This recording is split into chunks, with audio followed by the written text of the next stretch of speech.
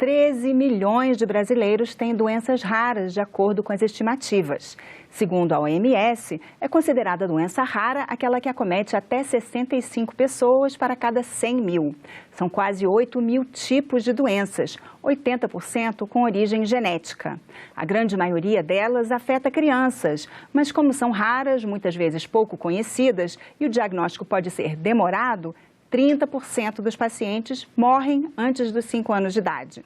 O Cidadania recebe hoje Vanessa Tais, consultora em Economia da Saúde, e Antoine Daer, presidente da Casa Hunter e membro da Câmara Técnica de Doenças Raras do Conselho Federal de Medicina.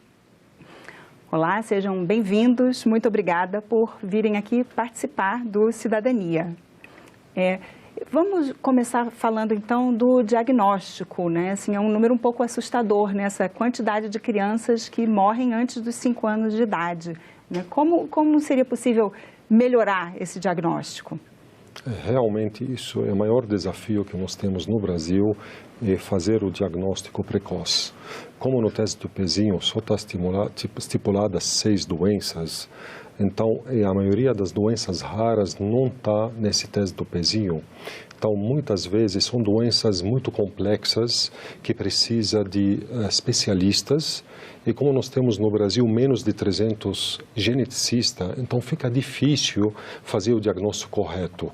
A família leva a criança de um hospital para o outro, do médico para o outro, às vezes demora 7, 8, 10 anos para fazer o diagnóstico, já é um pouco tarde, porque nessa caminhada toda a criança já degenerou muito, ou às vezes foi para o óbito, a maioria vai para o óbito antes de 5 anos de idade.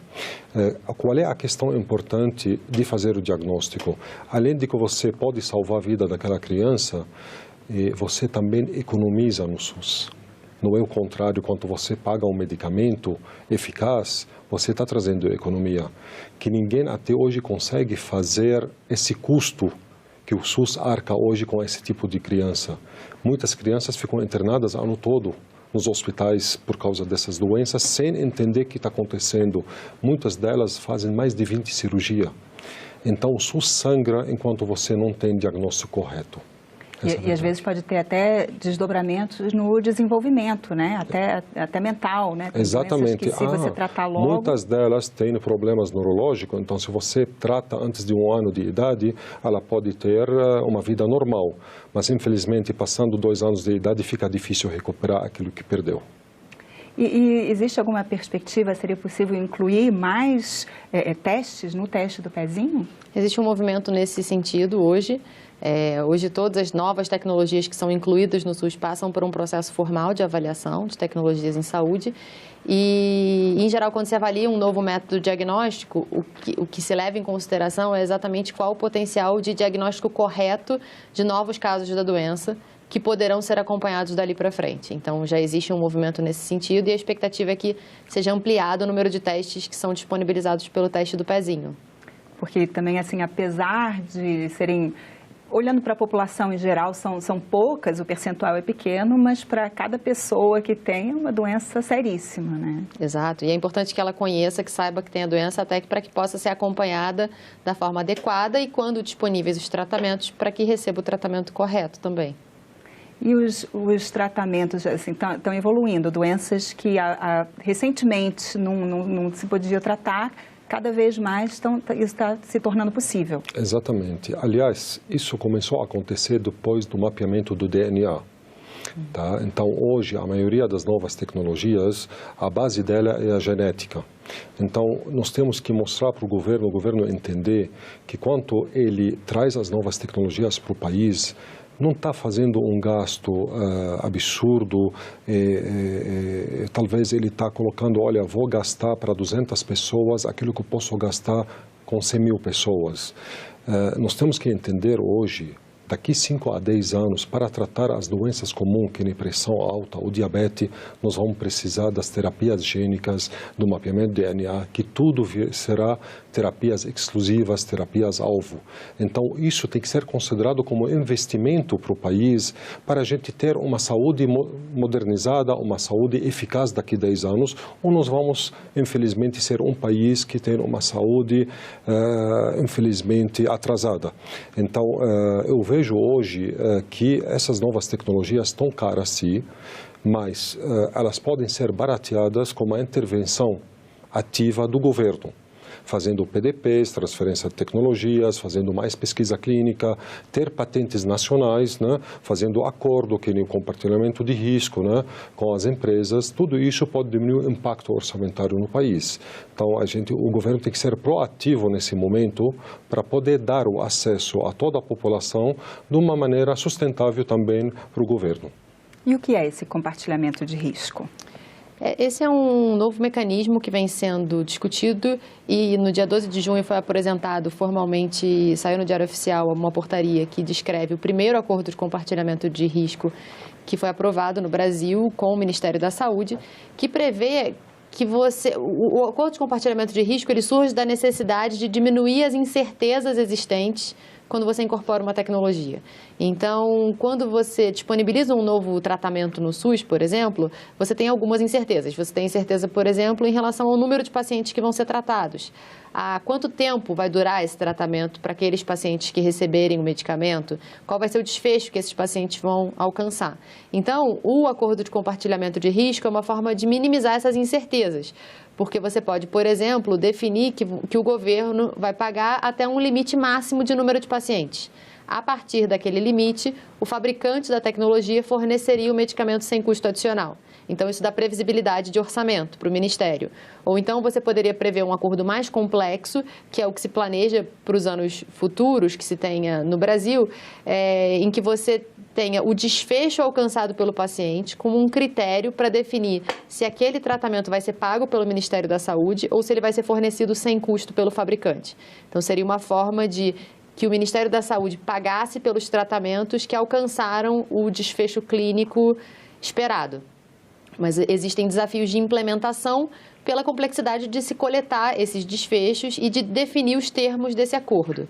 Mas é nesse sentido que se planeja caminhar para tentar antecipar o acesso dos pacientes a essas tecnologias que, pelo processo tradicional de avaliação de tecnologia, provavelmente poderiam não ser incorporadas agora pelas questões de incerteza e impacto orçamentário.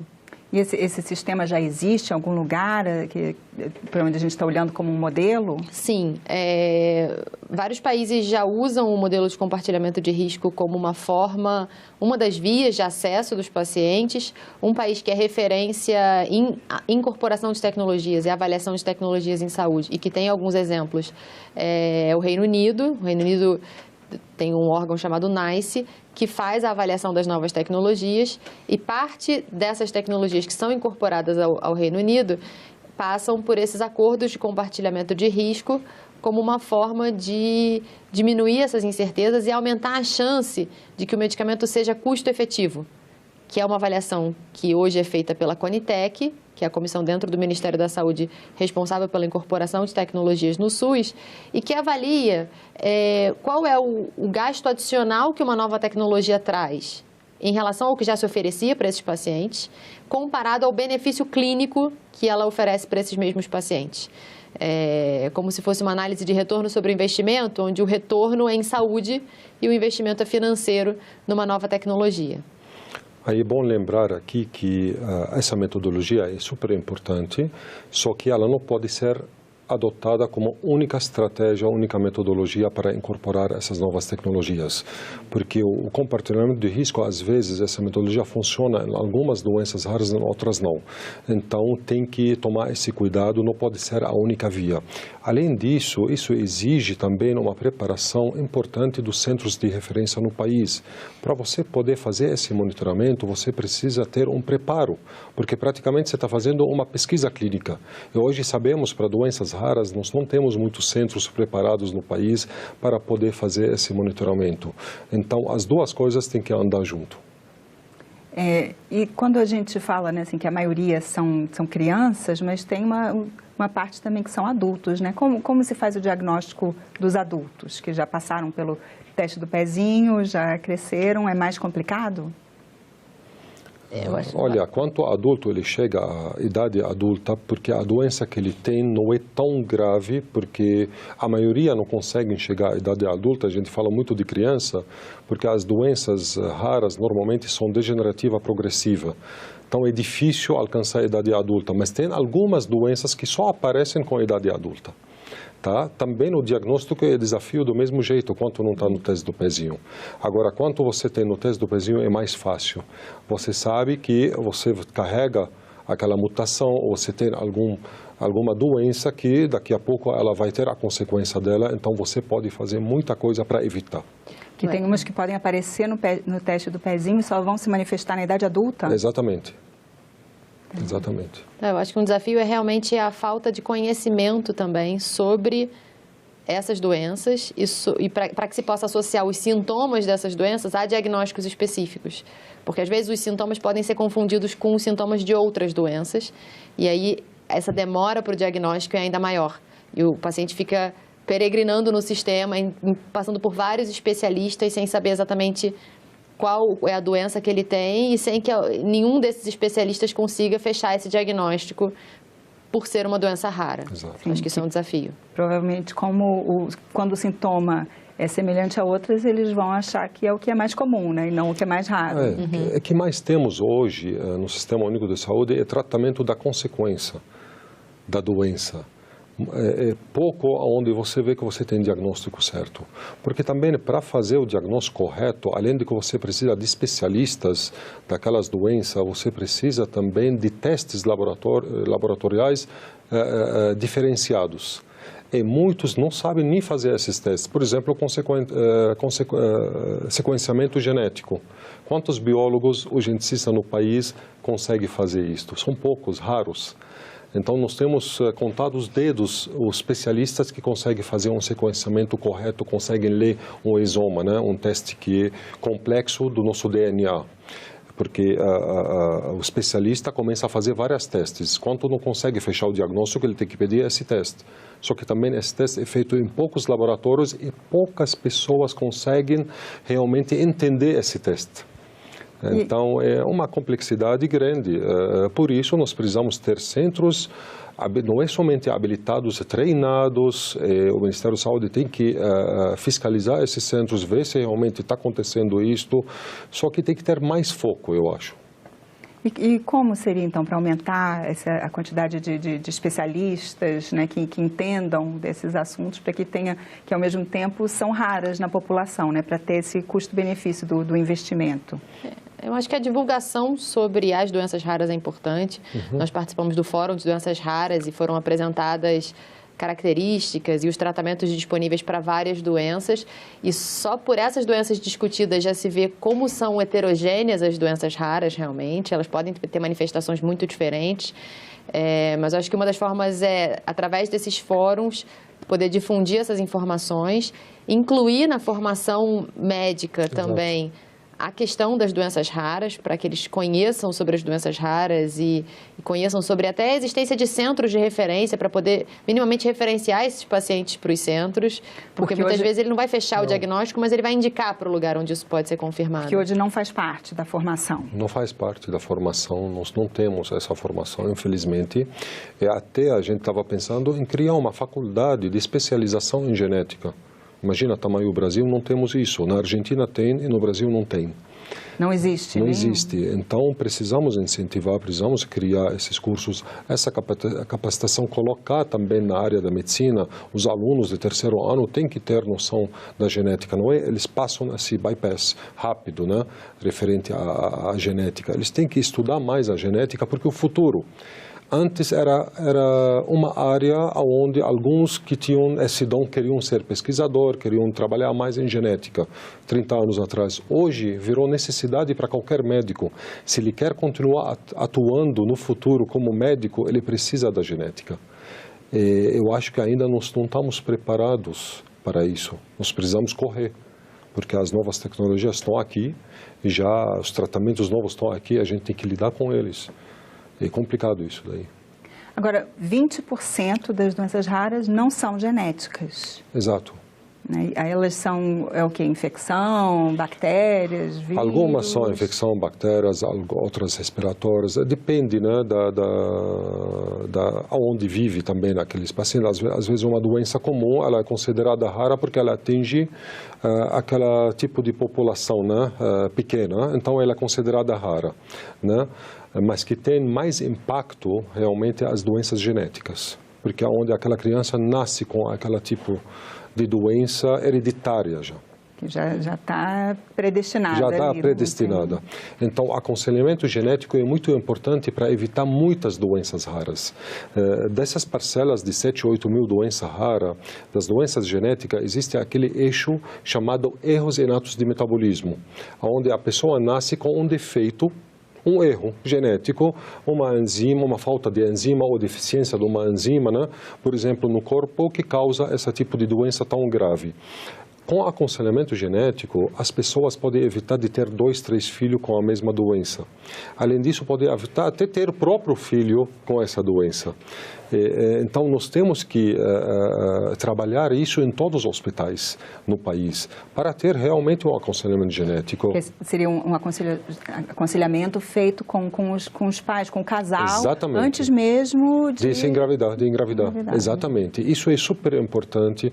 Eu tenho certeza, se isso é feito de uma maneira correta em todo o país, em 30 anos, no máximo você consegue acabar com 90% das doenças lissossômicas. Que são o quê? Fazem parte dos erros inatos de metabolismo, chama doenças de depósito, que são falta de enzima, que recicla algum produto nocivo que acumula dentro do sistema lissômico e acaba levando à degeneração do sistema inteiro, à inflamação das células do paciente. E acaba acometendo, são doenças multissistêmicas, acomete todo o sistema do corpo, desde o sistema nervoso até a ponta do dedo, porque você está tratando de células, né? Então, a deficiência daquela célula ou falta dela é no corpo inteiro. E isso, se você faz esse aconselhamento correto, você consegue evitar muito essas doenças que hoje são um gasto grande também para o governo e, além do gasto, impacto absurdo para as famílias. A família inteira adoece, tendo um filho que nasce que tem pouco tempo de vida, né? E seria viável economicamente incluir no SUS esse tipo de aconselhamento genético? Seria possível? Na verdade, todas as tecnologias, em última instância, são viáveis no sentido de que elas são possíveis de serem incorporadas. O desafio que a gente tem hoje no SUS é que a gente tem um orçamento finito, um orçamento que muitas vezes, para a incorporação de tecnologia, fica abaixo do que seria, pelo menos, desejado em termos de orçamento disponível diante de tantas tecnologias que são demandadas. Então, o aconselhamento genético, especificamente, eu nunca cheguei a avaliar especificamente, mas ele teria que ser avaliado frente a outras formas de alocação desse recurso, para avaliar o que seria, do ponto de vista de resultado de saúde para a população, mais favorável. Mas viável, aparentemente sim, mas sempre tem que ser feito esse contraponto entre o gasto adicional que uma nova tecnologia vai demandar e qual é o benefício em saúde que essa tecnologia traz para a população. Mas aparentemente... Eu vejo que é viável em qual sentido? Porque você não precisa contratar mais um profissional para fazer aconselhamento, somente educar e capacitar aqueles profissionais para fazer aconselhamento genético para as famílias. Então, isso dá para ser feito de uma maneira correta, até enfermeira capacitada pode fazer esse aconselhamento, mas ela tem que ter um curso para fazer isto. E também o pediatra, totalmente que tem um curso de genética, ela pode fazer o aconselhamento genético. Claro, o melhor especialista seria o geneticista, mas como nós temos poucos geneticistas, não tem como colocar em todos os hospitais do país geneticista para fazer. Nós não temos essa quantidade. Então, a forma correta é você capacitar os profissionais de cada hospital para poder fazer o aconselhamento genético. Então não precisaria ser, assim, seria o ideal, mas não precisa ser Não precisa ser somente um geneticista, porque você também não tem essa quantidade.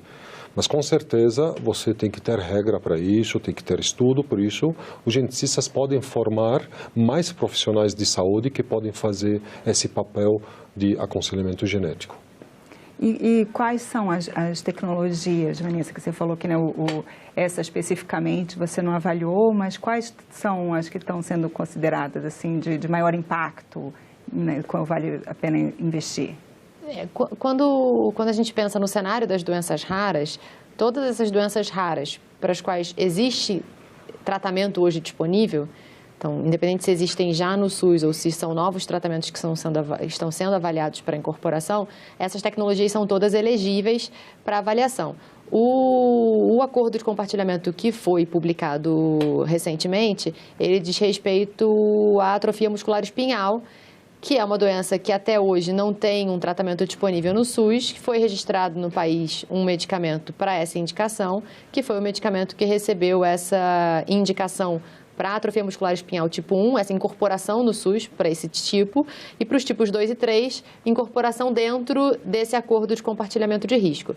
Mas em dezembro de 2018, outras tecnologias foram incorporadas, condicionadas a coletas de dados clínicos que permitissem uma reavaliação dos desfechos de mundo real dessas tecnologias.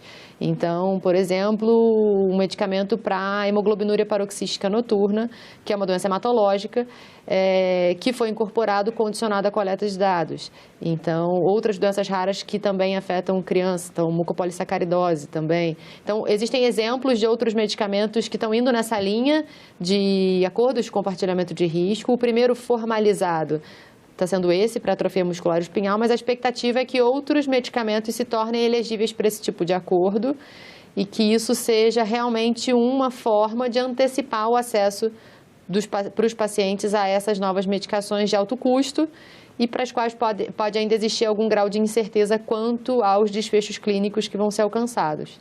Agora, e os pacientes, todo mundo tem acesso a essa medicação? Pode pleitear, tem que justificar que não teria como arcar com os custos? Como é que é isso? Então, quando um medicamento é incorporado ao SUS, independente de ser pela via tradicional de incorporação que a gente teve até hoje, ou pela via do acordo de compartilhamento de risco, sempre existe um protocolo clínico e uma diretriz terapêutica desenvolvido em sequência, que define os critérios de inclusão.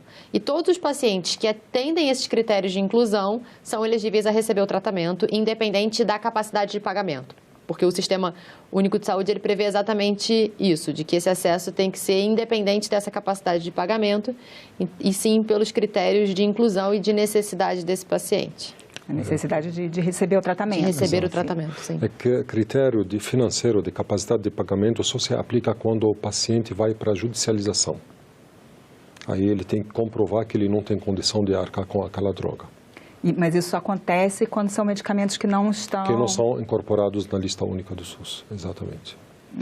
E aí, às vezes, são porque como as doenças, né, são quase 8.000, assim, tem muitas que não vão estar contempladas. Né? Não, assim, quando você registra um medicamento na Anvisa, não é sempre a incorporação é rápida. Aliás, de doenças raras, só agora, de 2 anos para cá, que começamos a ter a incorporação. Ficamos quase 20 anos somente com um medicamento incorporado na lista do SUS, enquanto a gente tinha mais de 10 registrado na Anvisa, mas não tinham incorporação. Então, agora que está começando as coisas, alguns pacientes eles não podem esperar a incorporação, porque a doença é grave. Então, infelizmente, eles recorrem à justiça, com razão, porque eles não podem esperar o tempo, não tem esse tempo de vida, então recorrem à justiça para ter quanto antes o direito de usar essa nova terapia. Mas acaba que para o sistema isso é um pouco complicado, né? Sem dúvida, essa forma. sem dúvida. E essas tecnologias, elas só são avaliadas para incorporação no SUS quando existe um pedido de incorporação à Conitec. Esse pedido pode ser feito tanto por pessoas físicas ou empresas, mas nunca acontece com pessoas, é sempre pelas empresas, pode ser pelo próprio fabricante daquela medicação, que pede uma avaliação para incorporação ao SUS, ou o próprio Ministério da Saúde pode fazer isso. Então, a própria Secretaria de Ciência e Tecnologia pode pedir a avaliação de um medicamento, a Secretaria de Atenção à Saúde, mas essa avaliação é sempre motivada por um pedido inicial.